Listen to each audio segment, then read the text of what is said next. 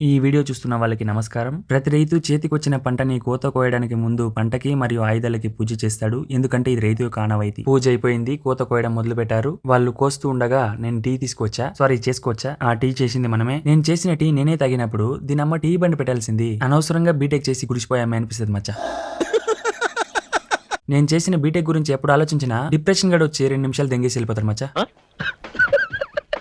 ఈ ప్రాబ్లం నాకు మాత్రమే ఉందా లేదా మీకు కూడా ఉందా కొంచెం కమెంట్ చేయండి మచ్చా. ఇలా ఈ బండితో కూడా కోత కోయొచ్చు. ఇది ఎలా పనిచేస్తుందంటే ముందుకి ఇలా ముసలి ముండలా మెల్లగా వెళ్తూ ఉంటది, వెనకాల చిన్న పిల్లలు వేసినట్టు బేది వేస్తుంది. మరి రాగులు ఎలా అంటే వాటికి సెపరేట్ స్టోరేజ్ ఉంటది, అక్కడ స్టోర్ అవుతూ ఉంటాయి. దీన్ని ఎందుకు వాడలేదంటే చాలా వరకు రాగులు నేలపోలైపోతాయి, అందుకే వాడలేదు. ఎలుకను చూసి పిల్లి వాత పెట్టుకున్నట్లు నేను కూడా కోస్తా అని పెద్దగా కొడవలు తీసుకుని కోయడం స్టార్ట్ చేసా. 2 నిమిషాలకి ముడ్డు వాసిపోయింది. నేను మా నాన్న దగ్గరికి వెళ్ళి ఎలా నాన్న కోస్తున్నారు, నాకు 2 నిమిషాలకే వాసిపోయింది అని అడిగితే మా నాన్న ఏమన్నాడంటే, రే కోత కోసేది బీటెక్ చేసిన ఈజీ కదరా అన్నాడు.